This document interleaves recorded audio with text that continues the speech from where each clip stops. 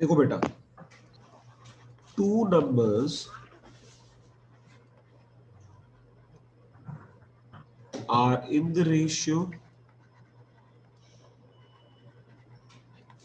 Okay, sir.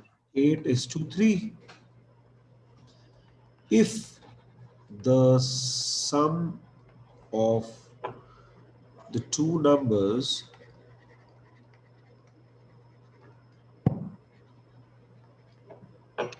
is 143, find the numbers.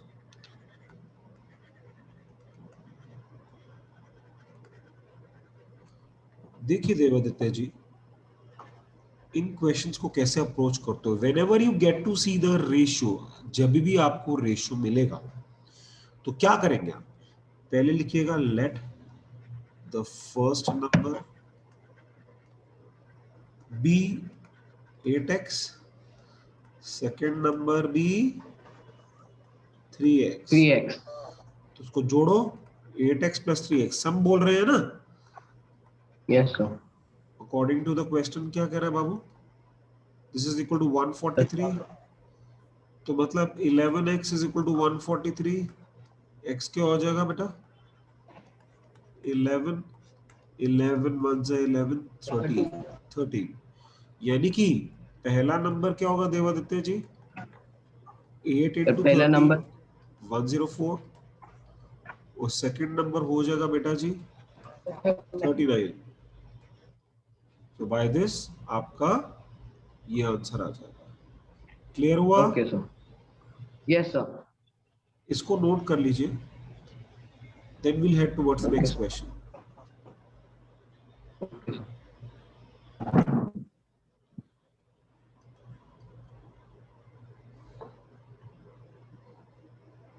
Devaditya जी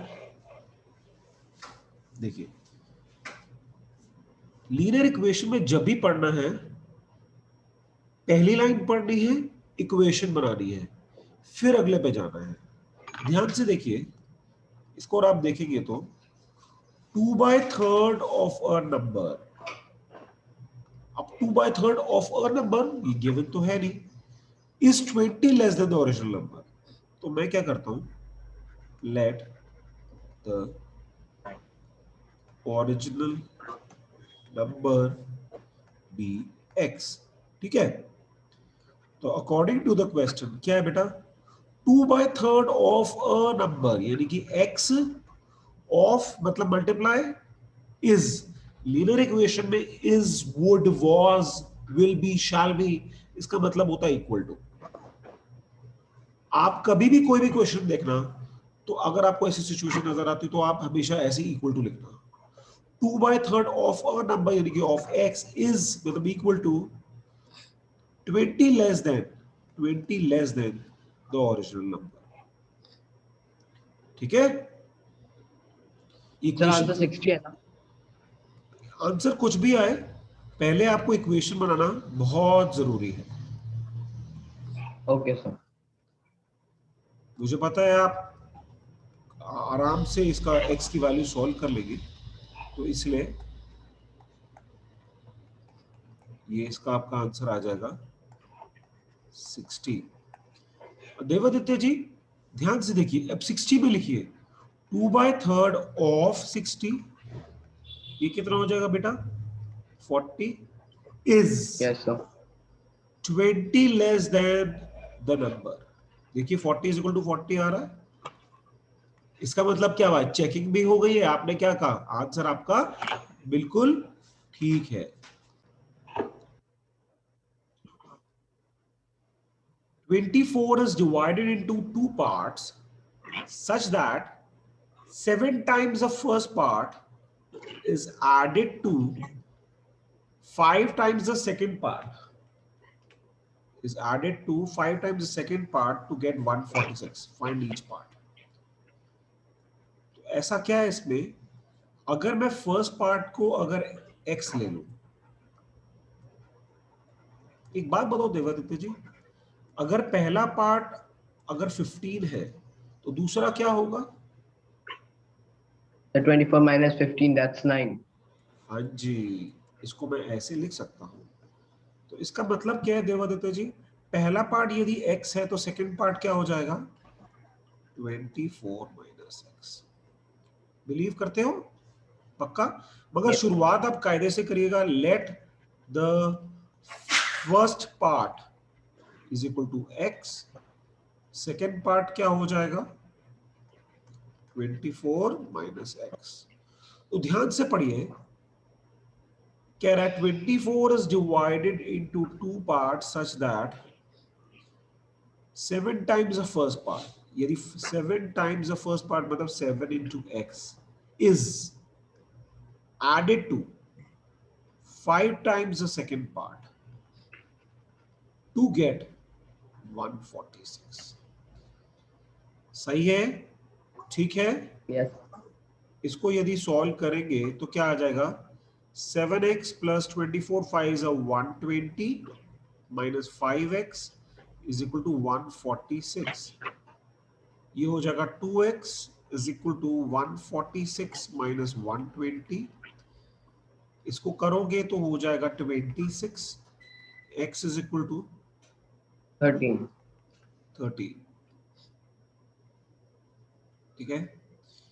उसके बाद Okay, sir. पहला पार्ट अगर 30 निकल गया, सेकेंड पार्ट क्या हो जाएगा बेटा जी?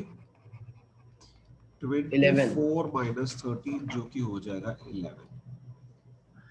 ठीक है? अब दोनों को इक्वेशन में डाल के देखते हैं।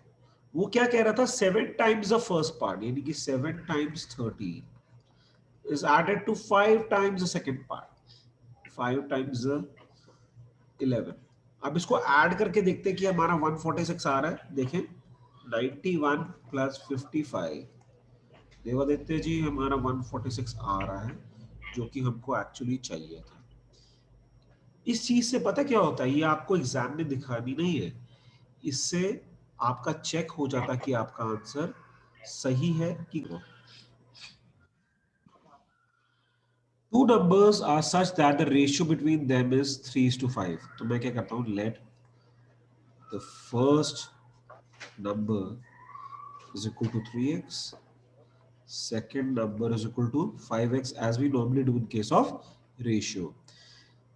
अब बेटा जी, if each number is increased by 10 the ratio between the numbers is 5:7। इसको कैसे करेगा?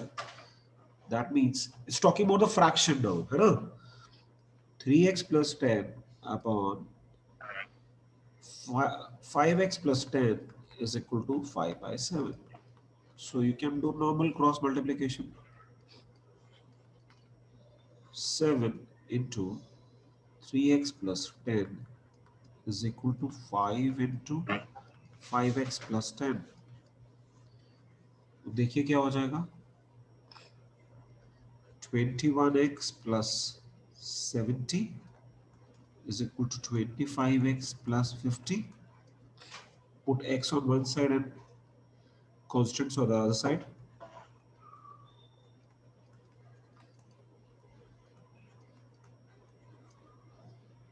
Minus 4x is equal to minus 20। x is equal to 5। Now let's put the values। First number comes out to be 3 into 5, that is 15। Second number comes out to be 5 into 5, that is 25। Now, if we add 10 to both the numbers as per the equation, it becomes 25/35। इसको बेटा जी cancellations करेंगे तो 5/7 आ जाएगा, जो कि हमारी required fraction बन गई। समझ आया? The width of a rectangle, width को क्या कहते हैं? Breadth, right? Breadth. तो कह रहा है width of a rectangle is 2/3 its length, मतलब ब्रेथ इज 2/3 इट्स लेंथ। ठीक है? अब मैं क्या करता हूं, थोड़ी सी लाइफ इजी करने के लिए मैं क्या करता हूं, मैं ले लेता हूं let length is equal to x. तो यदि लेंथ एक्स हो गई तो ब्रेथ क्या हो जाएगी बेटा? 2/3x। वो कह रहा है if the perimeter is to 180, perimeter is equal to 180। तो पेरीमीटर का फॉर्मूला क्या होता है?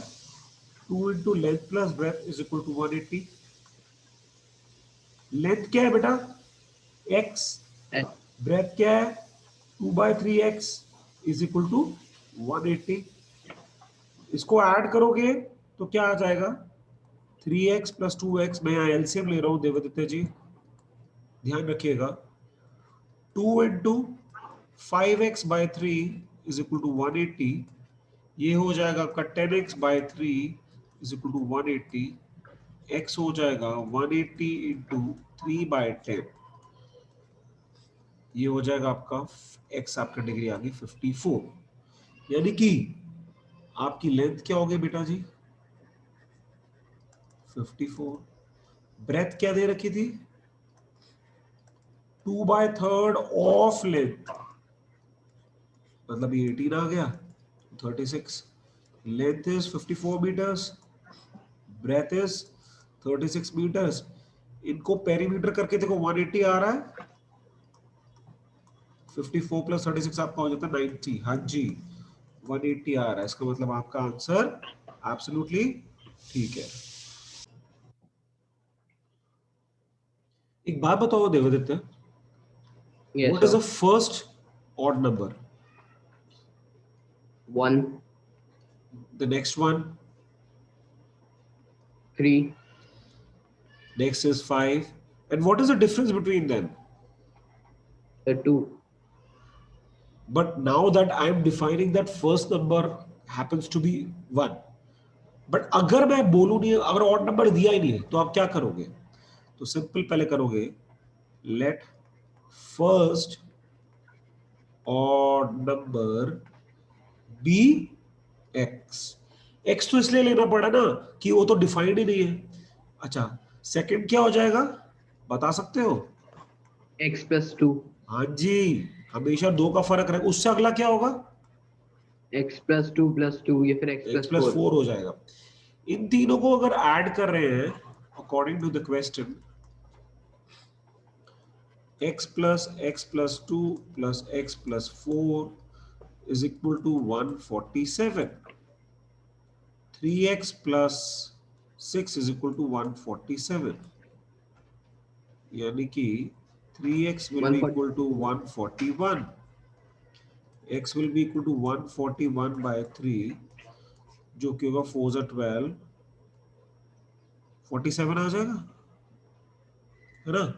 यानी कि पहला नंबर हुआ 47, उस अगला क्या हो जाएगा 49, उस अगला 51। इसको ऐड करके देखो, आपका 147 आ रहा है। Yes sir. 49 times 2 is equal to हाँ 140. ठीक है, 147 आपका आ रहा है ना। तो इससे क्या पता लगता है कि आपका आंसर बिल्कुल ठीक है। Yes Lakshmi sir. is a cashier in a bank. She has currency notes of denomination 100, 50 and rupees 10 respectively. The ratio of the number of notes is 2 is to 3 is to 5. If the total cash with Lakshmi is 4 lakhs, how many notes of each denomination she have? देखो बेटा, हमको यहाँ पर 100, 50 और 10 के हमें ratio दे रखे हैं, तो मैं ये लिख सकता हूँ, let the number of notes of rupees 100 be 2x, number of notes of rupees 50 be 3x, and number of notes of rupees 10 be 5x।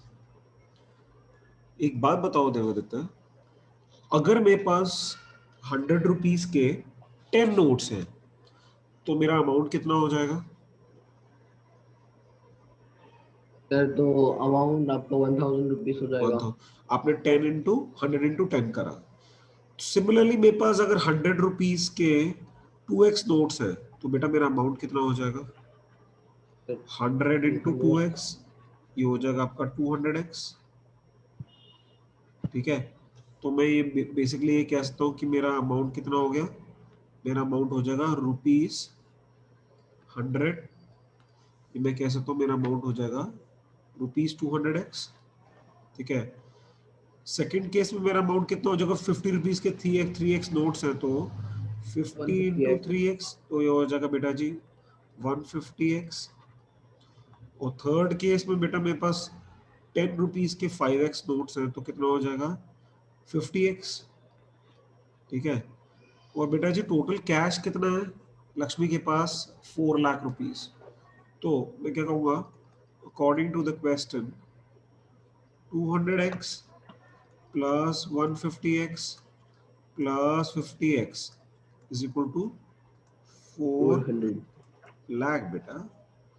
So Okay. 350 400 x is equal to 4 lakh. x आपका क्या हो जाएगा बेटा, 4 lakh upon 400, cancellations कीजिएगा तो आपके आ जाएंगे 1000, यानी कि x आपका आ गया 1000।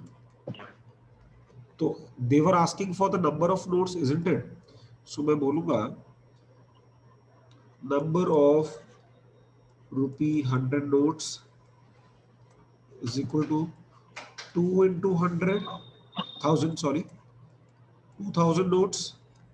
Number of notes for ₹50, it's going to be 3 into 1000, it's going to be 3000, 50 notes.